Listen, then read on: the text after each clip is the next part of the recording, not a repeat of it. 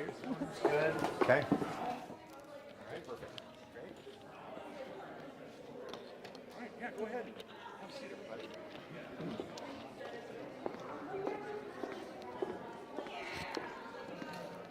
Hello.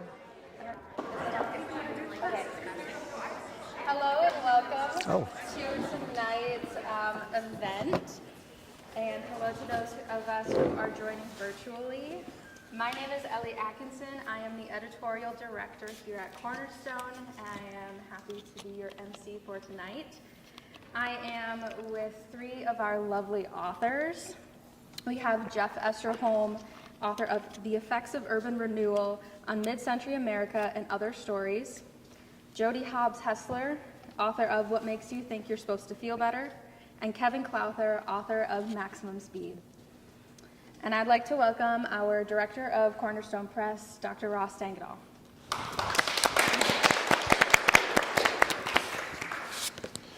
Thank you, Ellie. And welcome, everyone. It's an exciting time to be launching new books and to be celebrating what our students here do at the university as part of the publishing program. My role in the event is to say a lot of thank yous to a lot of folks, especially on campus, for the support that we get. So I'm going to jump right into those thank yous. If it feels like a laundry list, there's a lot of people to thank because we do. We're very lucky to have the support here at the university that we get. So again, my name is Dr. Ross Stangadal. I'm the director and publisher here at Cornerstone Press at the University of Wisconsin-Stevens Point. I'm pleased to welcome you to the launch of our three newest titles, which you already got the names, but you know, The Effects of Urban Renewal on Mid-Century America and Other Crime Stories, a nice, tight, short, efficient title from Jeff Esterholm, which trying to put that on a spine and trying to put that on a front cover was a task, but our designer did a very good job of both of those things. Very good. Equally long is my other friend, Jody Hobbs Hessler, and What Makes You Think You're Supposed to Feel Better. It's funny, I told Jody today, the class that was working on designing her book was reading Raymond Carver's short story collection, What We Talk About When We Talk About Love, while they were doing that. So we're like, oh, we won't ask her to change her title. We're going to totally make that work because, you know, we're already reading long titled things. And then obviously Kevin Clowther didn't get the memo about the long titles. He got a nice tight Maximum Speed, fits on pretty much anything and everything at any point. So it's very exciting to have all three of them here. Length of titles notwithstanding. Very excited to have these three folks here tonight to launch their work into the world. So you'll have a chance tonight to listen to the authors read from their new books, as well as discuss their writing strategies and other fascinating topics with our editorial director, Ellie Atkinson, who will kind of guide us through the evening. But before we get to that, I'd like to thank a number of people for their support of the press in various ways. So, press executive editors Jeff Snowbarger and Frisia McKee, who are both here, because I saw them both. Yeah, they're here. And senior editors Brett Hill and Grace Dahl, who worked on these titles. So very excited that they're continuing to work with the press. Ingram Lightning Source, our distributor, and then Chancellor Thomas Gibson. We've always gotten solid support from the Chancellor's office, which we will continue to appreciate, as well as Provost Levon Cornell Swanson. Equally through academic affairs, we get wonderful support in various ways, so thank you to those two. Vice Chancellor Pratima Gandhi of Financial Operations, Dean Joshua Hagan of the College of Letters and Science. Again, our home unit is the College of Letters and Science, so having Dean Hagan and his office's support continues to be a great thing for us. Assistant Dean Tobias Barsky of the School of Humanities and Global Studies, our subunit, the Humanities and Global Studies. Tobias Barsky is a great champion of what we do here. So again, we're so lucky to have people that support us. And then, of course, the English department. We're housed in the English department. I am an English professor. Our chair, Rebecca Stevens, and the entire faculty and staff always support the press and what we're doing. So it's been fun to do this with them the last several years. Lindsay Cheever and Samantha Petch of the School of Humanities and Global Studies. Lindsay handles all of our royalties, and Sam helps us with marketing and design. So again, such a great team outside of just the press itself. And then Ihor Bartoszewski and Michael Martin. Michael's up there helping us with the live stream tonight, or with the IT department. They help us in many ways, especially with our Zoom events as well. Carrie Hebler, Brittany Kaminsky, and Mies Vang of the University Communications and Marketing Department. Robin Spindler, Kathy Stedel, and their staff at the Point Print Design Studio. All of the books you see up here were printed on campus at our campus printer. We have a great relationship with our print buyer and print manager, Rob Spindler, so we'll continue to do that. As long as I'm here anyway, we'll continue to do that. The Noel Fine Arts Center for housing us this evening. It's beautiful Mickelson Hall space for us to do this event in. And especially Laura Yonash and Andrew Slembarski with the School of Music for helping me get through some scheduling issues the last few days. I really appreciate their help. Sue Fisher and Eva Hathaway of UWSP Facility Services and Central Stores help us with all of our mailing. There's lots of mailing because most of our authors don't live, obviously, in Stevens Point, so we have lots of books to send out to various places. Katie Horn of the UWSP Store and Text Rental. All of our books are available here on campus, obviously. Also, though, in our community, the Bookshop Co-op and the Bound to Happen bookstore here in Stevens Point. So, again, so many partners in various ways at various parts of the press. We're extremely lucky to have that support. So thank you to all of those individuals and organizations. But the press would not be possible without the energetic participation of our student staff, comprised mostly of English majors and minors at the University of Wisconsin-Stevens Point. So thank you to all of my student staff for doing the hard work of publishing with professionalism and excitement. I've got a whole new crop of students this year. It's exciting to work with new people and exciting to keep on folks for several years, continuing to hone their craft. So it's such an exciting time. Especially, I'd like to thank my current executive staff, editorial director Ellie Atkinson, whom you'll get to know this evening, managing editors Ava Nielsen and Chloe Shazinski, production director Carolyn Jawinski. Carolyn worked on the covers for Jeff and Jody's books. So again, very, very cool that those things are coming to fruition. And then media director Ava Willett, media assistant Zoe Deinert, sales director Natalie Ryder, and sales manager Sophie McPherson. So great team. I've got a great team of students that continue to work hard to make this thing work. So finally, last but not least, thanking the authors, Jeff, Jody, and Kevin. It's tough to trust a publisher whose staff is made up of students, whether or not you're a teacher like they are, whether or not you've published books, which some of them have. Working with students is something that this press is built on and will continue to do, and trusting a staff of students to work with your books is a pretty special thing. So I'm very proud of these books, and I'm proud of these authors for taking that step with us to make these great books for them and for the press. So congratulations on the publication of your books and your entrance into the Cornerstone Press family. You're stuck with us, and I hope it's a good thing. Okay. So now I'd like to bring Elliot Atkinson back to guide us through the remainder of the evening. Thank you all for coming. It's a great space, and I'm excited to hear from the authors this evening. And thank you for supporting the Cornerstone Press. Thanks, everybody. Yes. Perfect. Thank you, Dr. Tankadal. So for tonight, we will hear from each of our authors, as Dr. Tankadal mentioned. And then afterwards, we will have a little Q&A, and then we will go into the meet and greet where you can get photos, autographs, and buy these books from our wonderful authors. So let's start with Jeff Esterholm.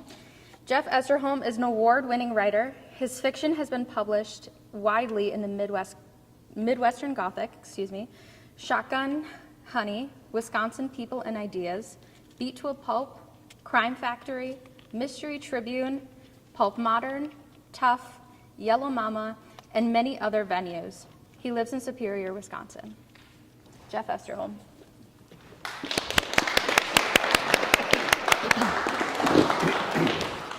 Thank you for coming out tonight. I'll be reading a portion of a story called The Hardest Part. The stories in this book start in 1941 and go up to 2019 in the fictional upper Midwest of Wisconsin. So the hardest part. The 5 women, all in their 30s and costumed as pigs in pink cotton onesies, faces hidden by petunia pig masks, trotted in through the back door of the house on the corner of 16th and Marquette and into its dark kitchen. The one who led them through the unlocked door, Joanne Severson, held a finger up to the lips beneath her petunia's snout. Shh! A giggle. Then she called out, "Kids, come here a sec, will you?" Patrick, Kim, Tom, and Richie, this last, the youngest, a purposeful accident conceived in anger on a humid summer night in a Lake Nebagamon cabin, came on the run. Patrick, the oldest of Joanne's 4, flipped the kitchen switch. The 3 circular fluorescent tubes that made up the fixture centered on the ceiling flickered to cold brilliance, the shining masks tilted at the children. She thinks back on that now, years later. Patrick was the one who turned on the light, wasn't he? He always had. She had to watch that with the other kids. He was the one. The 5 women, a bowling team sponsored by Edelstein Brothers, quality jewelers and optometrists, were half in the bag. They grunted and oinked and then laughed, slapping their pink cotton knees. The children, the 3 youngest anyway, with their sleepy grins, were ready to play. But Patrick, Joanne's Book of the Month Club edition of In Cold Blood in his hand, index finger tucked in between the pages, marking where he was when interrupted, looked embarrassed for all these ladies, these adults. They were moms, and most of them, though not Joanne, did work outside of the home. This was the exception. There was the one who mixed the dough and seasoned the ground beef in the back kitchen at Dominic's Pizza. Another was a home-grown clinic nurse who wore a starched white uniform by day, a black stripe across the fold of her white RN cap. And the elementary teacher. She subbed at Roosevelt Elementary, where Patrick went through the 6th grade. All of them were bowlers. He didn't run, squealing and laughing like his sister and brothers when the bowling team took off after them with their riotous snorting. The team numbered 5. They had all been her friends. Up to a point, Bonita Weir had been her best friend. She remembers Bonita grabbing Patrick, who was 14, a small 14, and rubbing up against him until Joanne shouted at her. Later, Harlan, Joanne's husband, says, "Don't mind Bonita, she's a cock tease. Nothing ever happens." That may have been, but she didn't like a woman in her mid-30s smooshing her boobs into her son's face. The true and irreversible break with Bonita came when Joanne and Harlan, it was more Harlan, decided to move out of Port Nicolet's old North End neighborhood. Your what? Bonita was cooking beef kidneys for dinner when she dropped in. Joanne and Harlan lived across the street in the middle-story apartment of a triplex. That late afternoon, Bonita's kitchen smelled of urine. "You're moving where?" She stirred, which was a real treat. But Joanne thought the kitchen, likely the whole Weir house, smelled like a bathroom where absent-minded boys routinely missed the toilet. Uptown, 4 blocks from Roosevelt Elementary, Joanne already regretted the move, and it hadn't even happened yet. She knew everyone here in the neighborhood. Over the past 8 years, they'd rented 2 different flats that were only 2 blocks from each other. Harlan grew up 3 houses down the street from where they were living now. Joanne and her girlfriends would dress to the nines, heels, the works, and walk downtown when the stores stayed open Thursday nights, stop at the Elbow Room for a 50-cent mixed drink on the walk back to North End.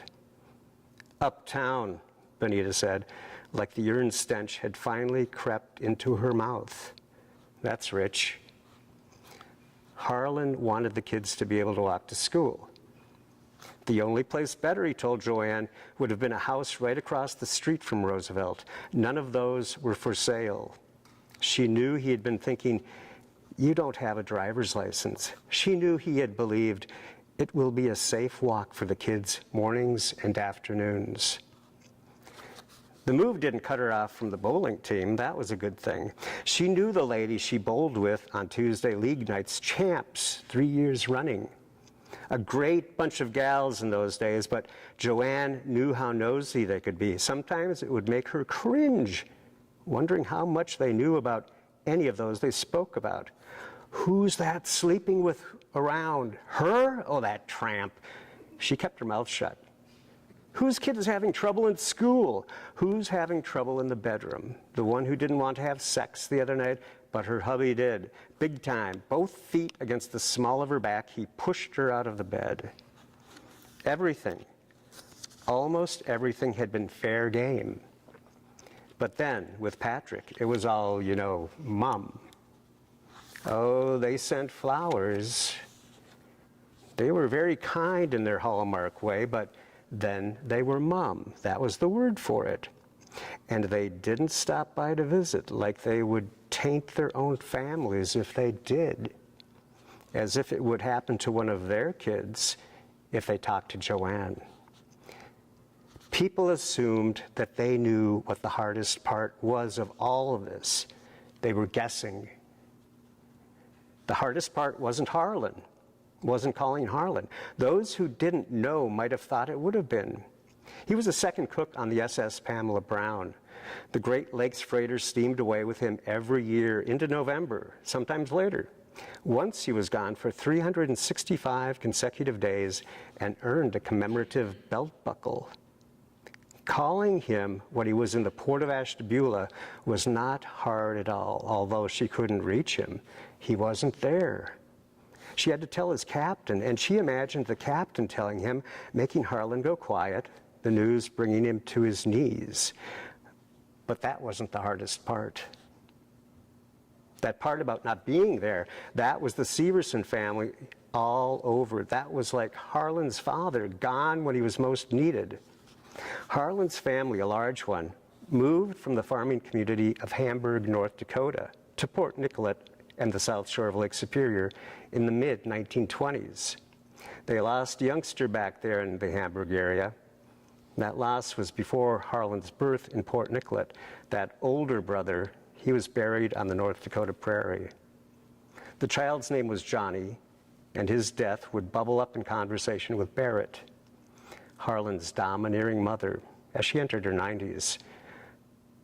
Stroking the liver spots on the back of her onion skin hand, Johnny's story would arrive, carried in, a ghost in her guttural voice.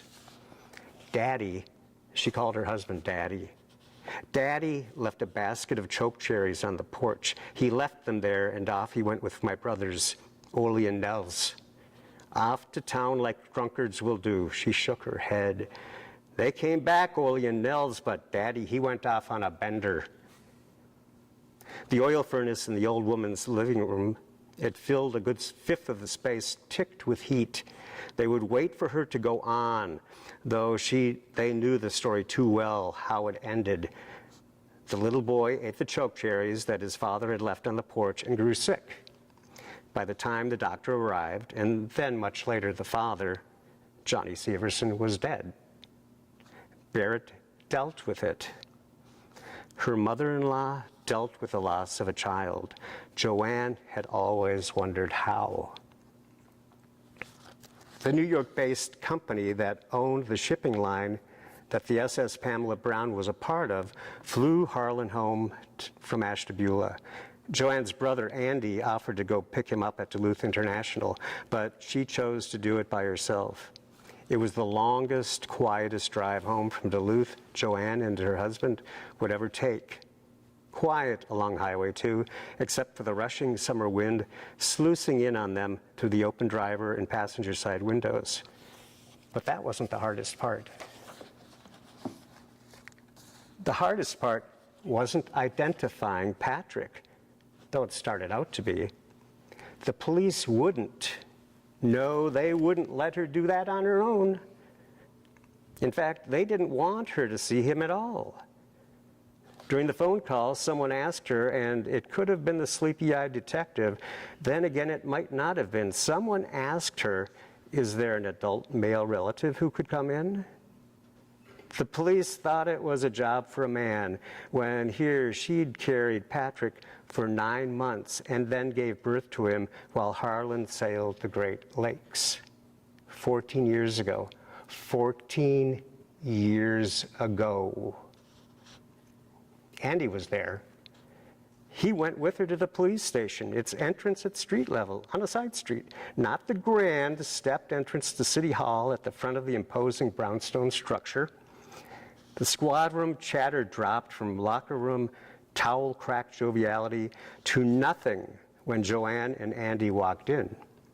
One cop, the one she recognized, he was wearing a loud plaid three-piece suit. His sleepy eyes widened briefly. He nodded to them and walked over to the glass-walled office where his partner was talking with the chief of detectives. The plaid detective interrupted the discussion, and Detective Bloomfeld emerged from the office. The morgue, its walls a milky two-tone institutional green, was one level below the floor of metal desks and interview rooms and reached by a hazardous granite stairwell and hallway that reminded Joanne of Roosevelt Elementary and the kids. Patrick running in the hall at the bell ending the day. Bloomfeld knew. She knew. It was Patrick on the autopsy table. He was covered by a white sheet to just below his chin. All the cliches came to her. He looks like he's sleeping. He looks so peaceful. Before she could criticize herself for thinking that way, her mind switched. Whatever they did, who were they? Why had she thought they instead of he, instead of she? Did she even think she? Whatever was done to him, that in the end ended his life, did not show on his face. His 14-year-old face at rest. His 14-year-old face at rest. Why does he need to rest? He's 14. What killed him did not show on his face beyond the purple welt across his right temple and his dark, swollen eyelids. Bloomfeld looked at her, but Joanne could not even say yes. Andy settled it. That's him. That's Patrick. Thank you.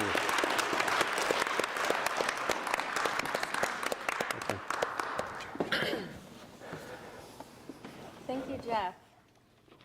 Our next author is Jody Hobbs Hessler.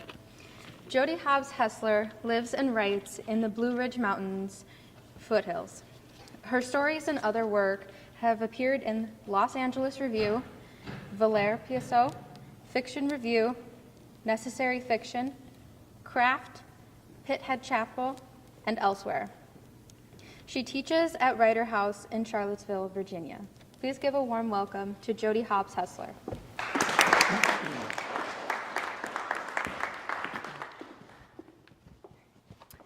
Hi, thank you so much for coming out, and thanks for having us, and for all of you who worked on these books. And I wanted to just shout out to whoever was the cover designer.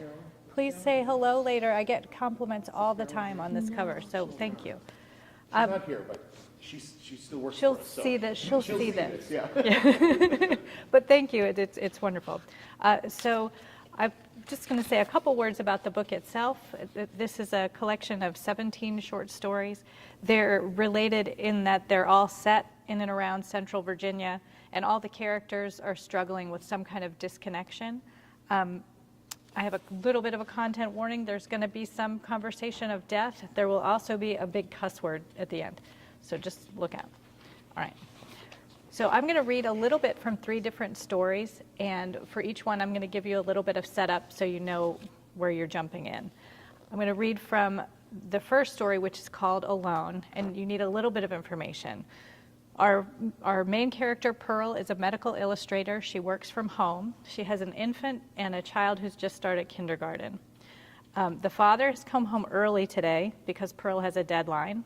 You need to know that Nola is a neighbor and friend. She'll make an appearance, and so will her pet goat, Mr. Biscuit. And you need to know that the neighbor across the street, whose name is Bean, recently died, and his body was not discovered for a while, and there was a smell, and a professional cleaning company had to come and take care of that afterwards. We pick up now with Pearl, where she has snuck into Bean's house, being distracted from her work, and is looking out his window toward her house. The paper said they found Bean sitting in a chair, so surely the cleaners heaved that one into the dump. From the lounge chair they left behind, you could see straight across to my house. I reclined, flicked the handle to pop the footrest up. If people were inside our house, you wouldn't see much detail, but you could watch them like TV. You would know when they were there, moving around, speaking to each other. You would know when they laughed, when they shouted, when they cried. The chair was comfortable. I felt my arms sink into the armrests, my legs into the seat. The corduroy and faded taupe had softened from years of use, with patches at the ends of the armrests where the cord had all but worn away. I watched from the chair when Nola bounded up my porch steps and knocked at my screen door. I hadn't planned to be gone long, so I had left the front door swung wide. Mr. Biscuit bobbed onto the porch, and Nola screeched the screen door open. From Bean's chair, I could hear her call for me. She stepped inside. When Mr. Biscuit butted the screen door, I could hear the soft rap of his head. Nola came back outside, pulled the front door closed behind her, and looked in every direction, but not toward Bean's house. Later, Will trotted back into the yard with the jogging stroller. He unloaded a sleepy Lynn and disappeared inside with her. Soon he reemerged from the front door and stood on the porch calling my name. It must be time for the bus. Lynn would want to nurse soon. That pulmonary valve sat unfinished on my desk. I must have been sitting in Bean's house, in Bean's chair, in the soft fug of that awful smell for over an hour. But it didn't feel awful. It didn't feel awful when I saw Will lean his head out our front door again. He turned every direction except toward Bean's house, looking and calling my name. It didn't feel awful when I watched him leave for the bus stop with Lynn strapped to his chest, or when he returned holding Ella's hand. I could tell from the way Ella's head moved that she was talking and excited, but I couldn't hear what she said. Will was louder, saying things like, "Oh, really?" Even from the muted sound of his voice, I could tell he was worried. That didn't feel awful either. It should have, but it didn't. I got hungry. I had to use the bathroom.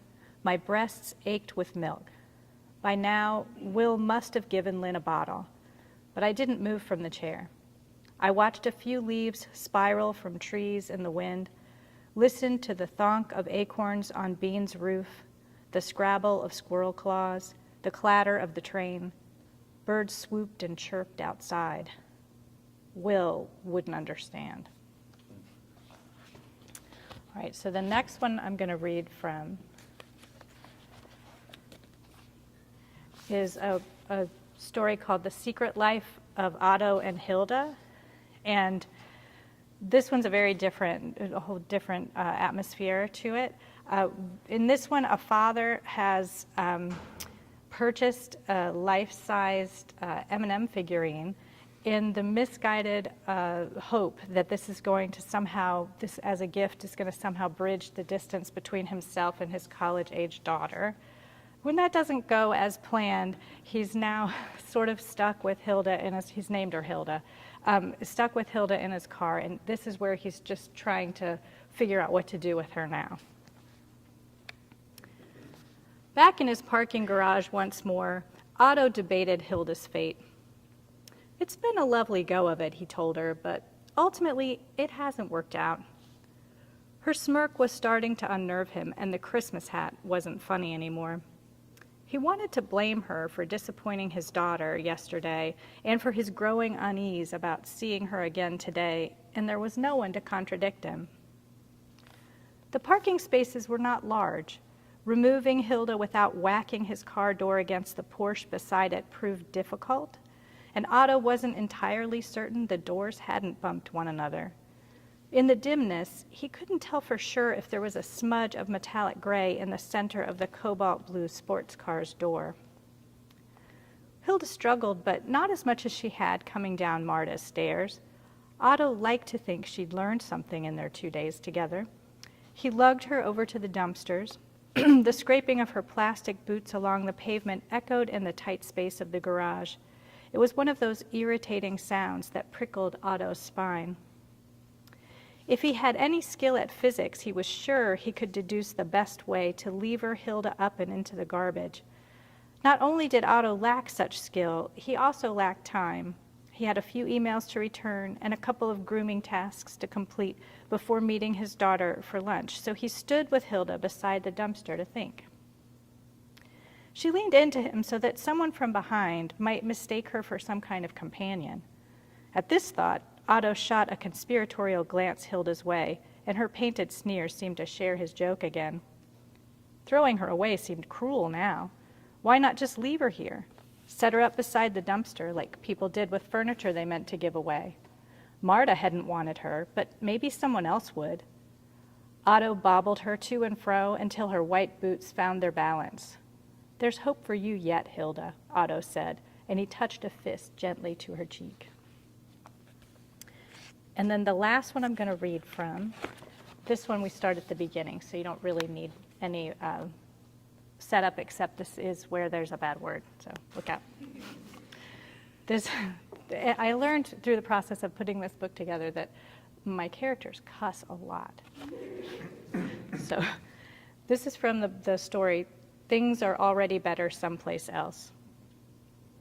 All you did was use the toilet, then clear away the blocks Beverly had left scattered in the entryway. You didn't want anyone to trip later coming inside.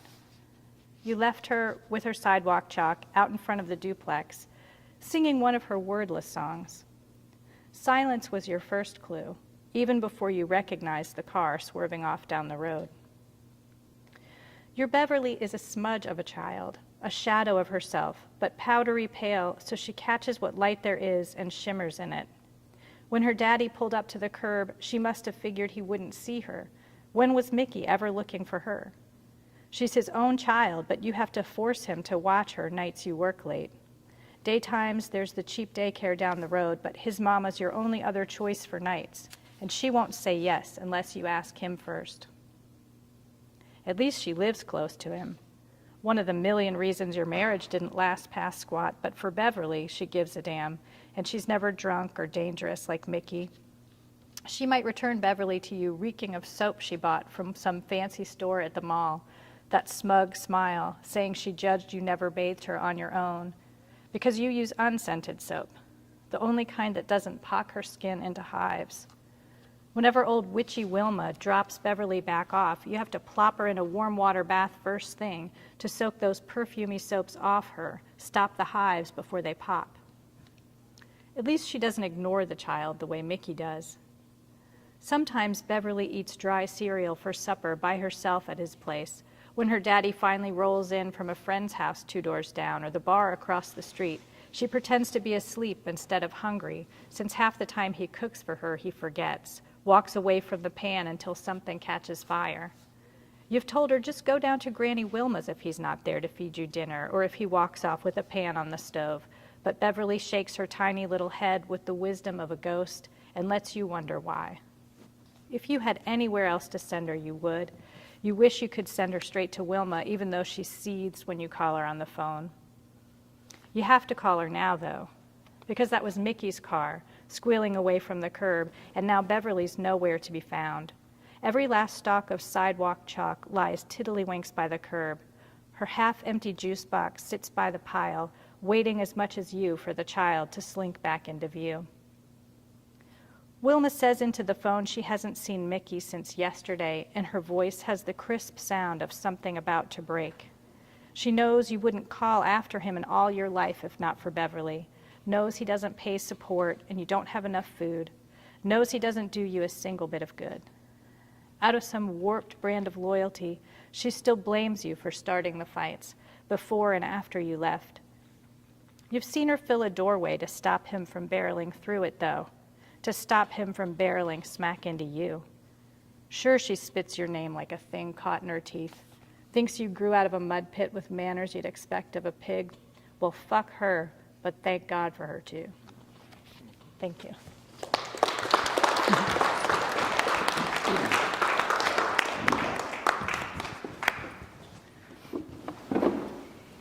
Thank you, Jody. And last but not least, we have Kevin Clowther. Kevin Clowther is the author of We Were Flying to Chicago, Stories, published in 2014. He is an associate professor at the University of Nebraska, Omaha, Writers Workshop, where he directs the MFA program in writing. He lives with his wife and 2 children in Omaha.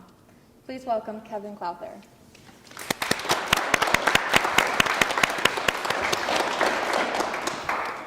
Thank you, Dr. Tangadal, for all of your work on this book and for inviting me this evening. And thank you to the staff at Cornerstone Press. You've been an absolute pleasure to work with.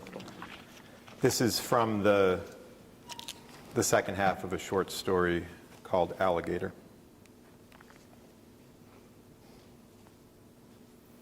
Nick locked his door. He closed his blinds. He brought his eyeballs to the mirror, and in the room's dim light, they looked more pink than red. He applied eye drops liberally, or rather he tried to. He always snapped his eyelids shut before the liquid hit. He gave his shirt a frantic sniff and was relieved to discover it smelled okay, a combination of sweat, industrial detergent, and secondhand smoke, not firsthand, which smells different. He had a phone in his room, but not his own line, which he desired above all material possessions. To be able from his room to talk with someone without worrying that someone else was listening, Nick couldn't imagine freedom like that.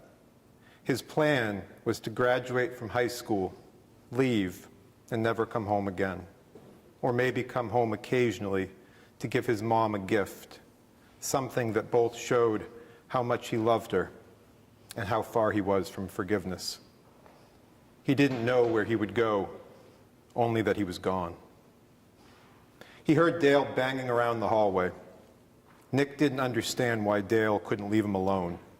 He'd developed between jobs a paternal streak that did nothing but point to the absence of Nick's actual father, currently doing a stint, his word, in a state correctional institution. Or maybe it was a halfway house. Nick was never sure where his father was on the prison continuum, only that he was never completely out of prison. He was never, for instance, here. Nick slid a finger between two blinds and separated them enough to see into the driveway, but only Dale's truck was there.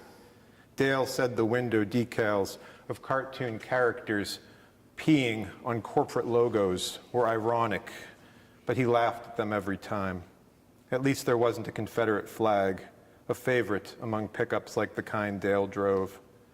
Nick had a flag of Ireland on his wall, not because he'd been to Ireland or knew anything about the place, but because his father had talked about being Irish with a faded, imprecise glory, like it was nothing to be proud of, but also obviously was.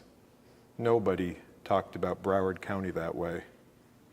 Nick had a recurring fantasy. The details changed, but the story always involved his father's coming back from prison, kicking Dale out of the house, and often kicking Dale's ass, and then leaving with Nick and his mom until Nick left. It never occurred to him not to leave, nor did he imagine that life with his father would be anything like this. It had always just been Nick and his mom. There had been boyfriends before Dale, but they never stuck. Nick assumed that Dale wouldn't stick either. In Nick's fantasy, his father stuck. If his mom didn't come home soon, Nick would go to sleep. He'd rather be hungry than have dinner alone with Dale. What would they even make? Both men relied completely on Nick's mom, who relished this power, even as it held her back. From what? Nick didn't think that one was his responsibility. He decided to brave the unsecured line. He got lucky. Andrea, and not her mom, answered. He said, "Billy told me he's seeing you." "That's funny," Andrea said, "because he didn't say anything to me." Nick carried the phone to the mirror, where his eyes remained unchanged. "What about the tennis courts?" he asked. "The tennis courts are gross." Nick didn't dispute the claim. "Are you with Billy now?" Andrea asked. "I was." "Doing what?" Nick didn't want to get into that. What did he want? He wasn't sure. Or maybe he was. Maybe the things he wanted, for Andrea to fall in love with him, to leave this house forever, didn't matter because they weren't things he could ask for, except they felt like they mattered. The usual, Nick said. "You know what I think," Andrea said? "I think you're both morons." Nick detected hurt in the declaration and, as such, an opening. Morons how? He pretended not to know. "I'm getting another call," she said. "Probably Billy." Nick could wait. Of the innumerable things that might happen in that moment, waiting was among the most appealing. If he was waiting, he wasn't having dinner with Dale. Nick was in his room, where he could only get into so much trouble, barely any trouble at all. He returned to the window, but there was nothing new to see. He consulted his walls, which were empty, save the flag, and a couple of posters, already outdated in the interests, fast cars, mostly. They announced. Nick would take the shittiest car if it were his own. He imagined picking up Andrea from her apartment in his own car. He imagined her sitting in the passenger seat and putting her hands in her lap before looking at him and saying, "Now what?" The one time they kissed, they were in Nick's mom's car. Andrea let Nick kiss her and then looked sad. When he apologized, she looked sadder. He didn't hold this against her. If anything, it strengthened her credibility. "It wasn't Billy," Andrea said when she came back. "Who was it?" "Someone from my mother." "How's your mom?" Andrea didn't acknowledge the question, as if to strike it from the transcript. "My mom is out," Nick said, irrelevantly. "You want to do something?" "There's one problem. I don't mind walking." Not for the first time, Nick wished he had the kind of window you could open and crawl out of. The prospect of walking past Dale and acknowledging or even ignoring his dumb, expectant looks was nearly enough to keep him inside his room. But Nick had a philosophy he followed. When someone offers you something good, you take it. You don't invent reasons not to. This philosophy had served Nick well, maybe because he didn't get offered much. Or maybe he did. Maybe he needed to appreciate what he had, or might have. Hadn't his mom said something to this effect? He checked the window one last time. Nothing. Nick said, "Meet me at the golf course." Dale wasn't in the kitchen. The cans of beer were gone, and the glass was in the sink. He didn't answer when Nick called his name. Nor was Dale in the driveway. Nick looked through the truck windows, and Dale wasn't in the truck either, though his keys were. Could it be that easy? Nick didn't see Dale until Nick reached for the door. "Where'd you come from?" Nick asked. "I wasn't trying to, what's the word, entrap you." Dale walked toward the truck. He must have been in the backyard, or what Nick and his mom called the backyard, though there weren't any of the things one typically associates with a yard there, such as grass. "I didn't think you had it in you," Dale said. "I wasn't going to do anything." Dale nodded. "I'd go too," he said. For a panicked moment, Nick worried that Dale had listened to his phone conversation. But then Nick remembered he hadn't said anything. All the important transgressions happened in his mind. "Next time, ask." Dale reached into the truck and took the keys. "Because I might say yes." Nick walked toward the golf course quickly. He didn't want to make Andrea wait. She got there before he did. They always met on the 9th green, which was beneath her apartment, which had been conceived of as a luxury building. But when the money disappeared for the golf course, everything around it fell into disrepair. Now the golf course was unused and overgrown, and the buildings around it were inhabited by people like Andrea and her mom, which is to say people like Nick and his mom, which is to say broke people. Andrea said, "There's nothing going on tonight." "There's nothing going on any night," Nick said.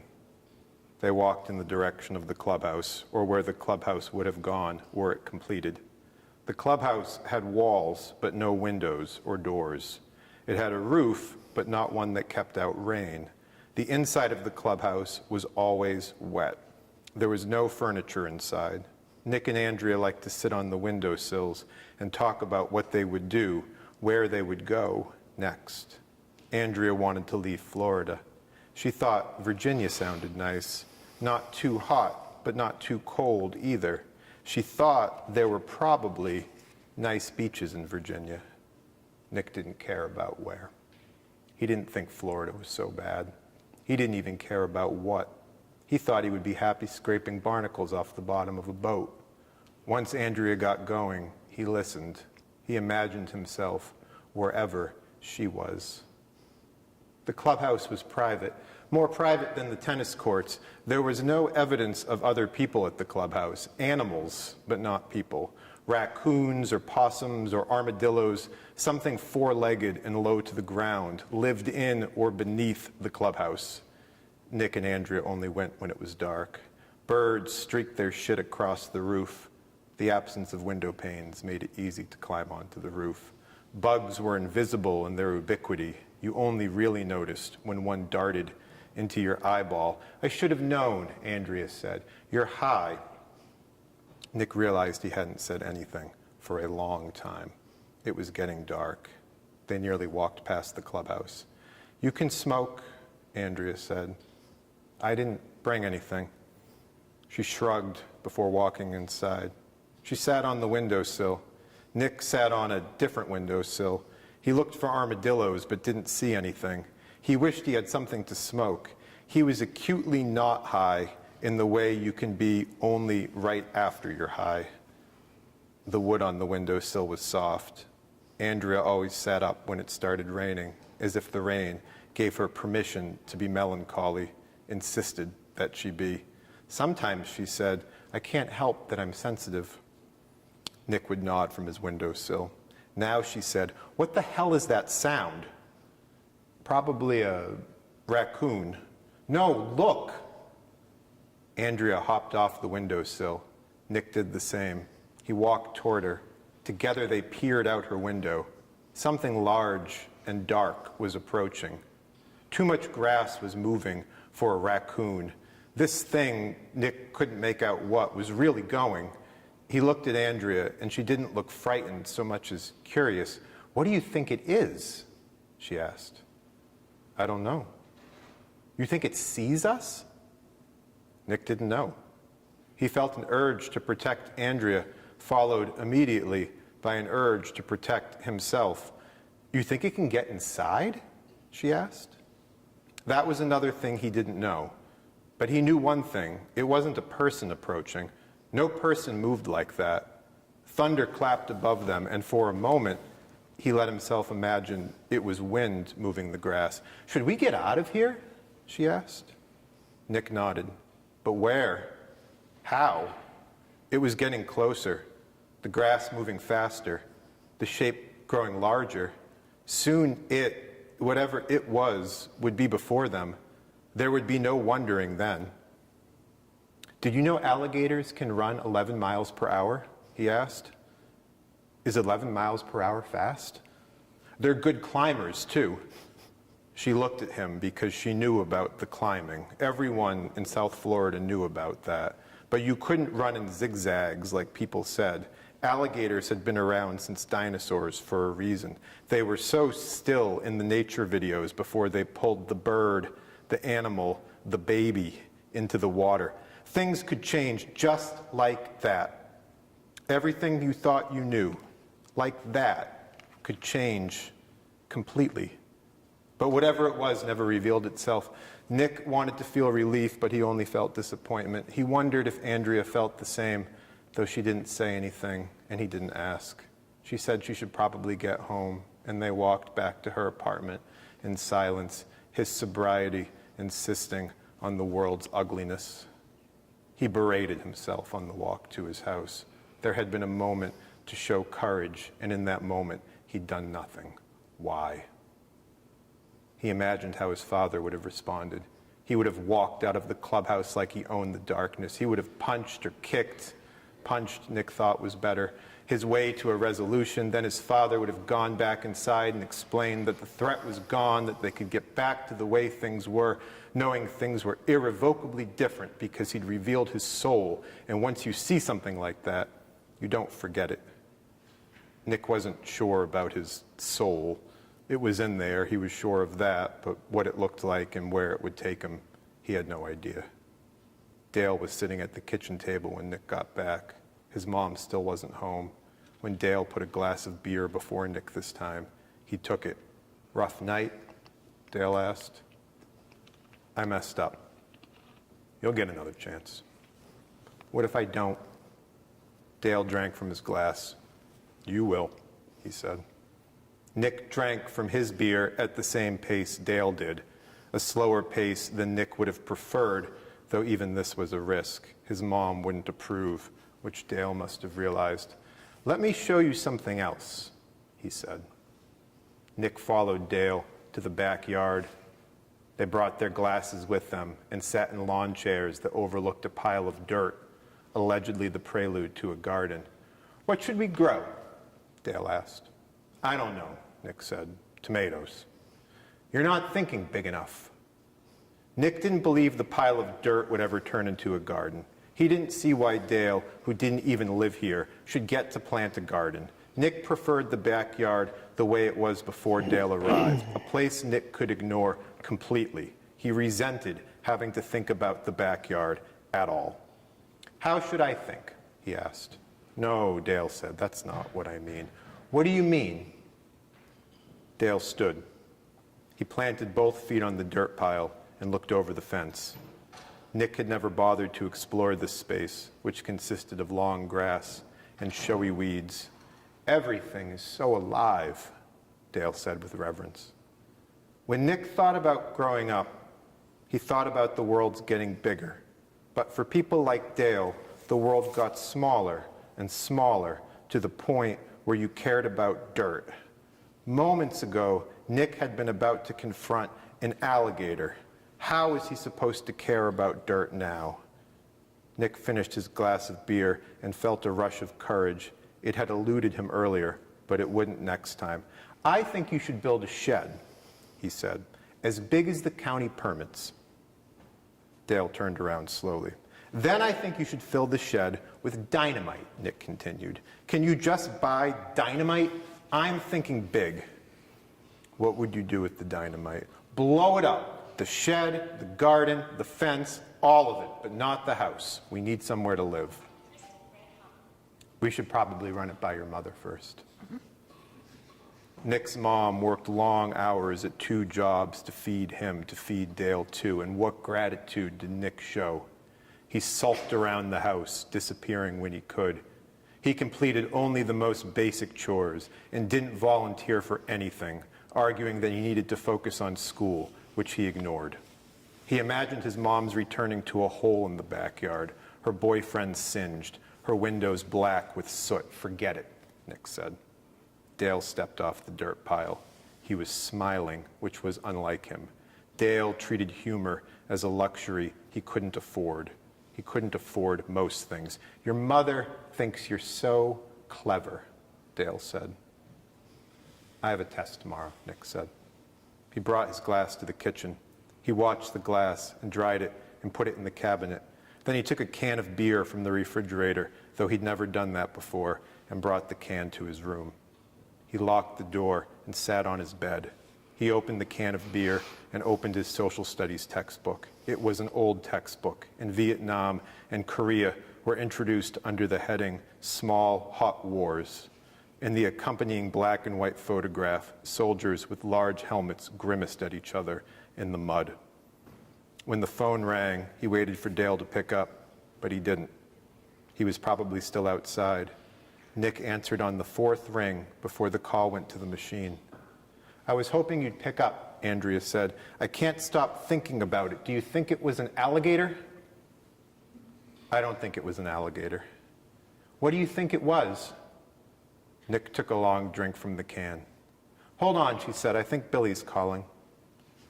Nick looked out his window, but it was too dark to see anything. He looked at the flag of Ireland on his wall. He didn't know what the colors stood for. He didn't know where his father was, or if he was even Irish. Nick didn't know anything. But Andrea didn't care about that. She'd called him. She'd gone back to her apartment where the night kept going in her mind. And why not? The world was full of danger. You couldn't just turn it off, not if you were paying attention. Andrea didn't want to face the danger alone. Neither did Nick. He thought, "This is my second chance." Then he thought, "Don't blow it." "It wasn't Billy," Andrea said. Nick kicked the textbook to the floor. He sat up straight on his bed. "We angered the gods," he said. "What do we do?" "Make an offering." Of course. His mom would come home soon. Dale would come inside soon. But Nick was alone with Andrea now. Together, they could construct a universe where anything was possible, even the future. "Flowers," she suggested. "Not enough," one of the teachers too much? What do the gods want? Everything was about to happen for the first time. Thank you.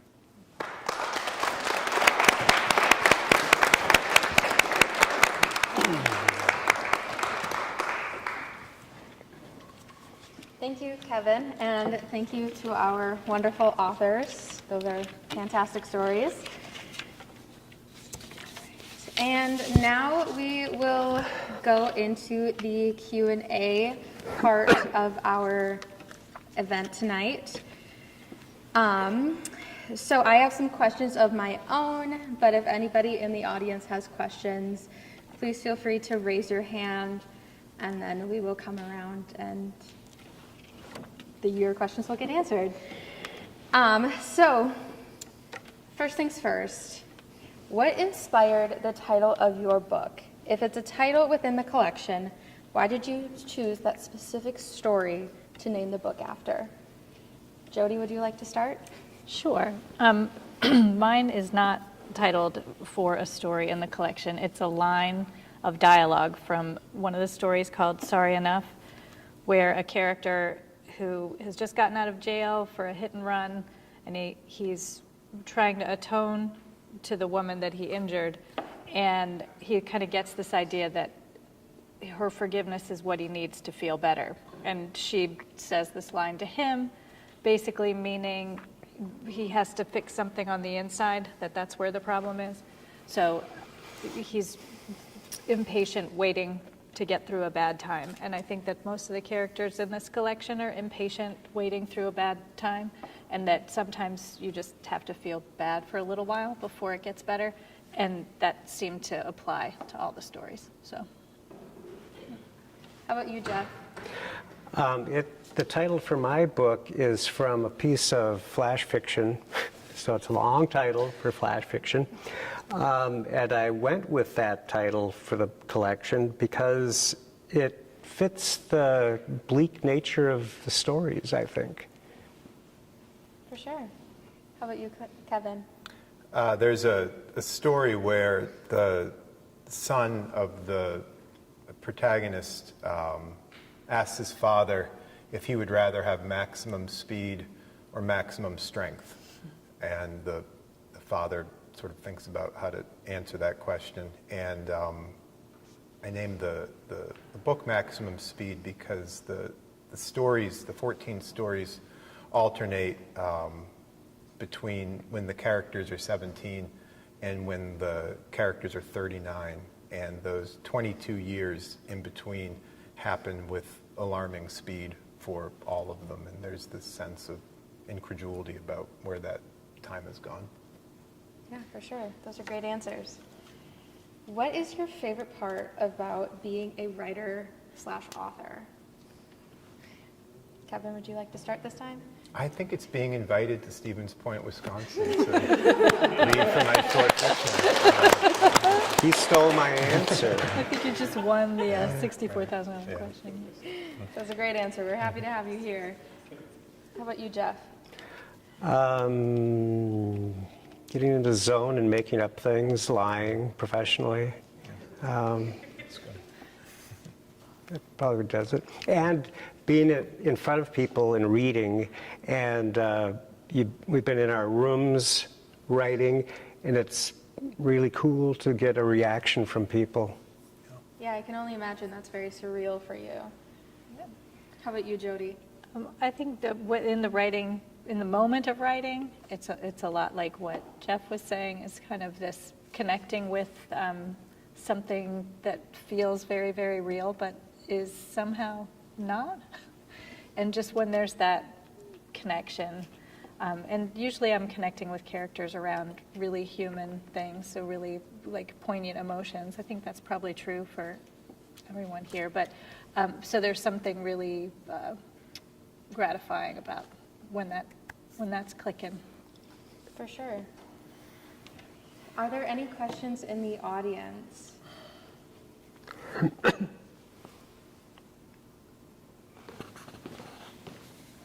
I'm like Phil Donahue. All right, I'll take it.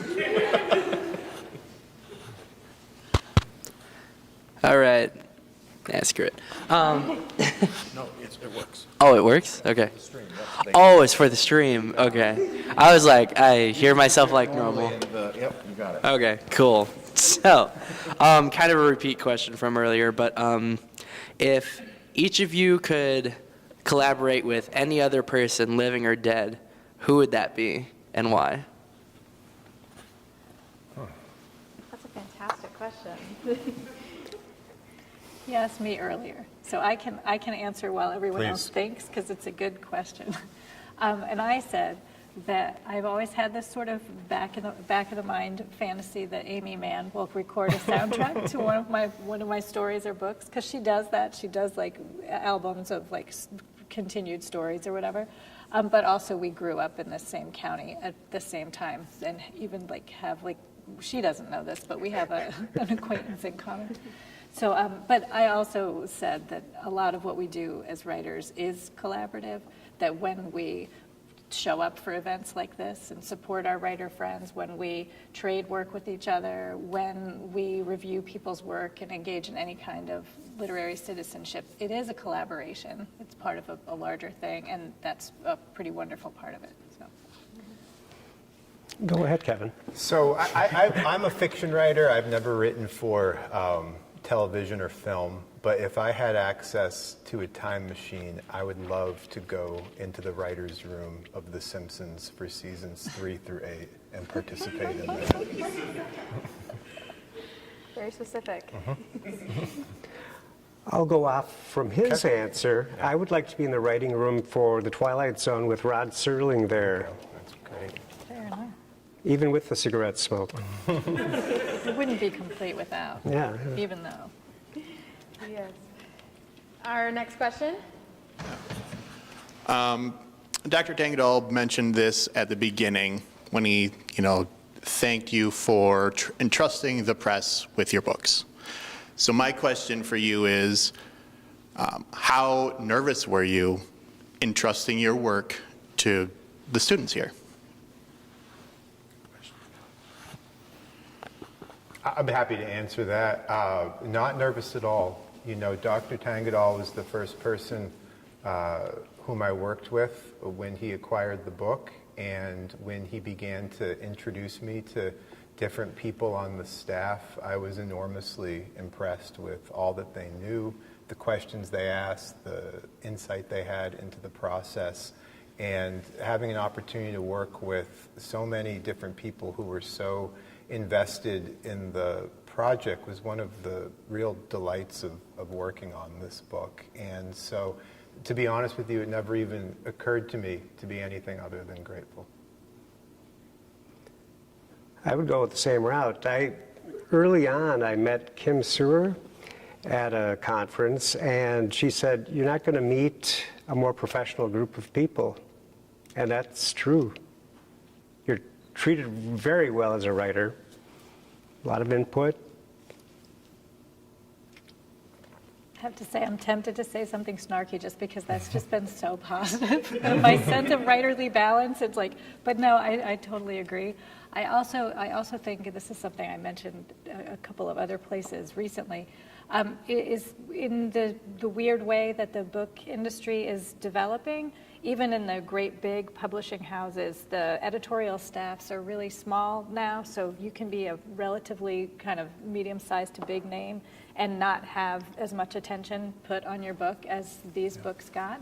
And that was something I was grateful for from the beginning, just knowing that there was, all of this all this machinery behind it, and that there'd be that many individual eyes on the work. I was grateful for that. I'd like to add one more thing, too. The cover for this book, I've gotten compliments on the title, so thank God. But the art design is tremendous. Some of the people who blurbed the book, some of the writers, they love it. They go, "You know what I like?" Every time I talk to Anthony Bukowski, he's going, "You know what I like about this? It's the cover." Thanks. But he goes, "It looks like it'd be textured." But so, Carolyn, wherever you are, this is good stuff. Ditto. I agree. Our covers are fantastic. I know Professor McKee had a question. I'll make my way over. I'll say one more thing about book covers while we're getting the transition there. There's that old saying, you can't judge a book by the cover, and that's true, but you can judge a publishing company by the covers they put on their books. And you can, as a writer, that's one of the things I look at when I'm getting ready to pitch somebody, and there are places I won't pitch because it doesn't look like they'll do, they won't get it on the shelf. It won't look right. For sure. Hi, thank you all so much. I just got totally lost in the worlds of all three of these books, so I'm really excited to read them. I have it's a two-part question, especially because there are some writers in the room who are in Intro to Creative Writing currently. The first part of my question is, when you initially compose, do you write by hand or in the computer? And then the second part of my question is, what does your revision process usually look like? You want to take that one first? You haven't gone first yet. I couldn't even. Oh, okay. So the questions are, do you write by hand or computer first, and what does your revision process look like? I write either way myself. I collect blank books, and my wife gives me nice pens. I have a collection of pens, so when I kick off, I don't know where they're going to go, but blank books and computer sometimes. Revision process, when I'm in a blank book, I leave space between each line, and then I just use a different colored pen to make edits as I go. So I write on Microsoft Word, and each day when I'm done writing, I print off whatever I did that day, which is usually no more than a page, is occasionally 2 pages. And then when I pick up the manuscript again, I read it by hand. And sometimes I stay on the page. And so it goes back and forth. So there's a document that's open on Microsoft Word, but when I'm done working on it for the day, I print it, and then when I go back to it, I do it on the page. And sometimes I stay on the page for a couple days. Sometimes I transfer from the page right back to Word. And in that way, I'm always revising as I go to answer your second question. I never start writing at the beginning of a day until I revise what I did the day before first. So I definitely write on the computer most of the time, and I do the Microsoft Word thing. Although I was a holdout with WordPerfect. It was such a better program, but I'll do that, and then I'll print it out when I get to a draft or a complete draft of a story or a novel or whatever it is, and I will then read it all that way. And then I do the markups by hand. And then sometimes I'll start writing little additions by hand. And then if it gets really long, then I'll go right back to the computer and start doing it all over again. And sometimes in my revision process, I might leave a story for a month. I might leave a story for a year, depending, and then pick it back up again and get back to work. And sometimes a little bit of time is all I need, and sometimes a lot of time. They just cook while you're not looking. Sometimes stories can be very laborious to get out, but sometimes it's like, wow, lightning, where did that come from? Absolutely, yeah. That part I You like always about want being a writer, those. because it should always be that way, It should right? always be that way. It's slow and painful for me. I have the experience that the two of you are describing. I look forward to maybe having it someday. But yeah, it's slow and painful. And if it's going fast or it feels easy, then it's always bad. The next day I read it, and it just goes right into the garbage can. I think sometimes they come faster, and then I still work on them for a long Right. time, though, yeah. Are there any other questions from our audience?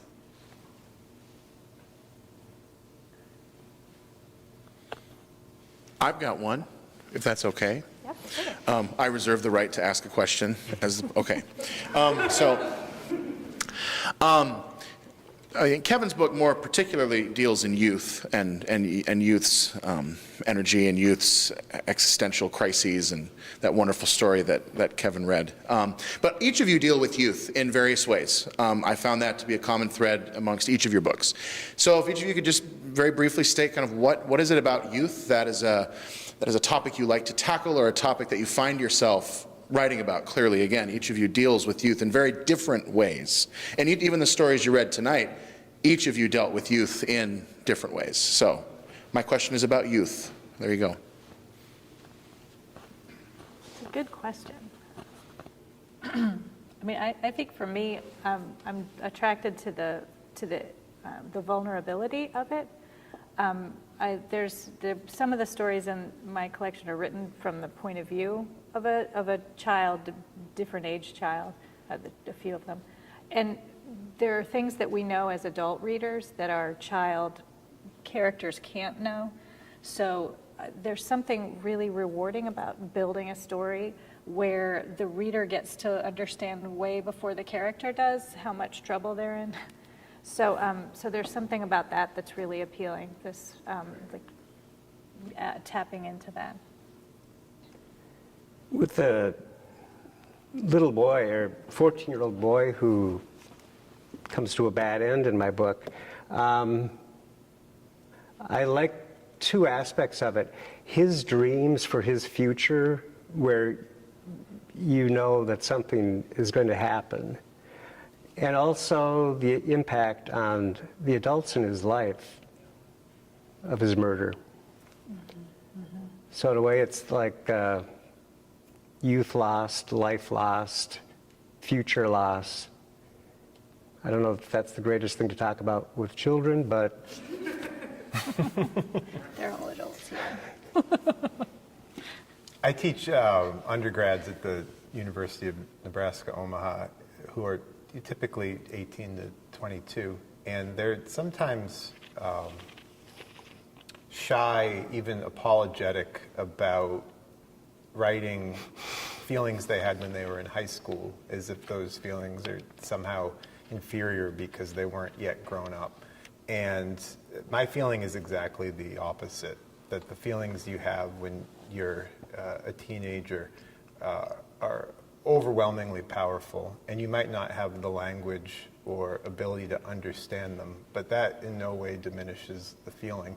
And sometimes as you get older, certain things don't feel as bright as they felt then. And with this book in particular, I wanted to get some of those feelings on the page before I forgot them, because you can never be sure that you're going to have those feelings in your mind or your heart forever. And so I just wanted to get them on the page before I forgot them, because I do think that emotion deserves to be honored as much as the emotion you feel at any other point in your life.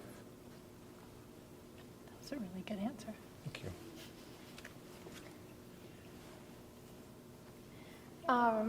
So I guess our last question, if nobody else from the audience has one. Quinn? I'm coming, Quinn. Quinn also doubled as our chauffeur for Jody this week, so. I'm just helping you get your steps today. I am. Take it away. All right, nifty. Cool. So, this one's an even harder question, so I hope you're all ready. But what is your least favorite story or anecdote from your collections individually? That's cold, Quinn. Who's your least favorite kid? As you know, you have one.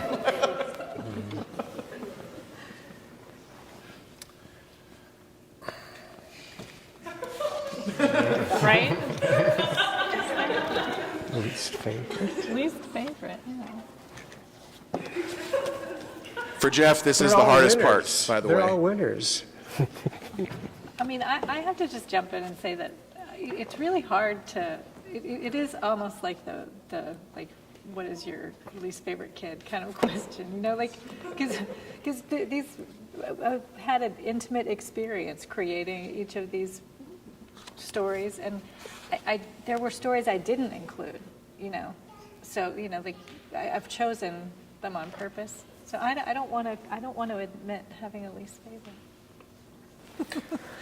I want to jump on that runaround and say that there are a number of stories that aren't in this book because, to my mind, they weren't good enough. And that's something that I'm always trying to remind my students of, that it's not only okay to write work that you aren't happy with, that you're not satisfied with, that you're not proud of. I think it's necessary. I think you have to give yourself the space to fail and then move on to new work. Because if you're always relentlessly committed to making something better, you're depriving yourself of the opportunity of starting something new that might be so much more interesting than the thing you won't give up on. So I would say that there are a lot of stories that died en route to making this book, and all of those stories are equally my least favorite.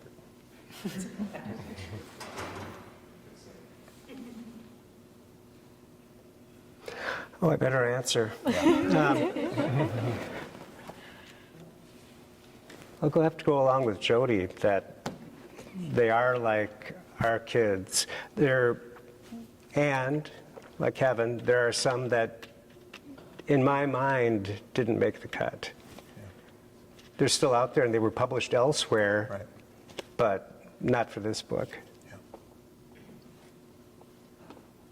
That is very valid.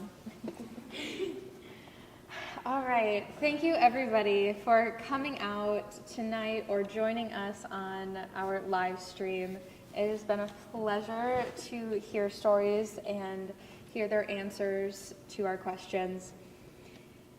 I'd also like to thank our director, Dr. Ross Tangadal. This press would not be what it is today without him. So thank you everyone and have a great night.